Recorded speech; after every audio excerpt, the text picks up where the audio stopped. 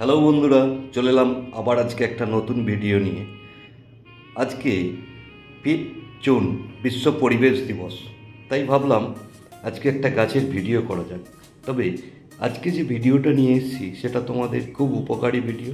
তোমরাও এটা বাড়িতে করতে পারো, তাহলে তোমাদের কাজে লাগবে, রান্নার কাজে লাগবে।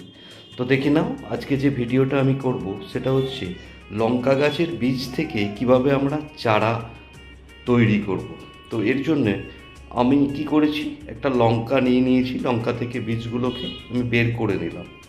এবারে চলো আমরা মাটিটা তৈরি করব। তার আগে বন্ধুরা একটু বলে রাখি, আমার আগের ভিডিওতে যে প্রথম কমেন্ট করেছি সেই দিদিভাইয়ের নাম হলো জেসমিন লাইফস্টাইল।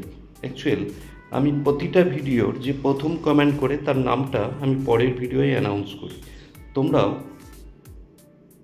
এরপর থেকে প্রত্যেকটা ভিডিওতে কমেন্ট করবে, আর অবশ্যই এই গাছের ভিডিওগুলো দেখবে, কারণ গাছ আমাদেরকে পৃথিবীতে থাকতে বা বাঁচতে সাহায্য করে অনেক।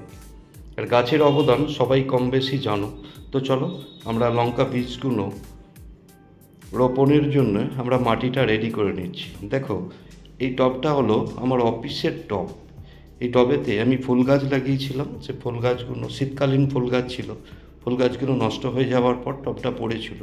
তো টবের মাটিটাকে জাস্ট একটু উপরের দিকটা খুঁড়ে নিলাম।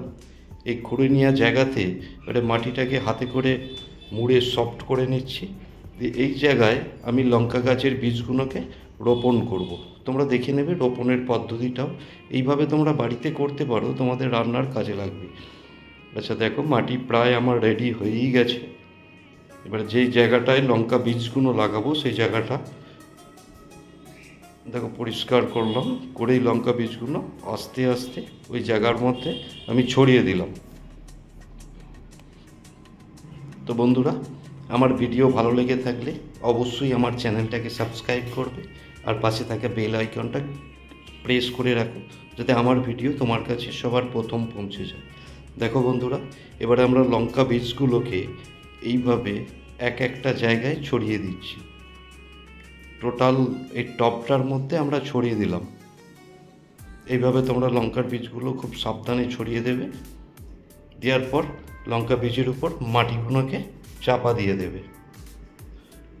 ব্যাস, আমাদের লঙ্কার বীজ রোপণ হয়ে গেল। এবারে চলো, গাছ লাগানোর পর কি করতে হয়, আমাদেরকে জল দিতে হয়। এবারে জল দেব।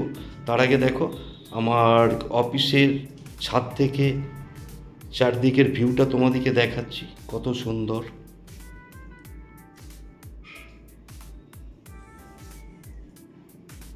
দেখো, এটা অফিসের ছাদ থেকে চারদিকের ভিউটা। চলো এবারে জল নিয়ে চলে এসেছি। এবারে টবেতে জল দিয়ে নেব। জল দেওয়ার পর এই টবটা তোমরা দিন 10 জন্যে একটা জায়গায় বসিয়ে রেখে দেবে। তাহলে দিন 10 পর দেখবে ছোট ছোট গাছগুলো অঙ্কুরিত হয়েছে, আর সেই সময় খুব সুন্দর দেখায় গাছগুলোকে। দেখো, জল আমাদের দেওয়া হয়ে গেল।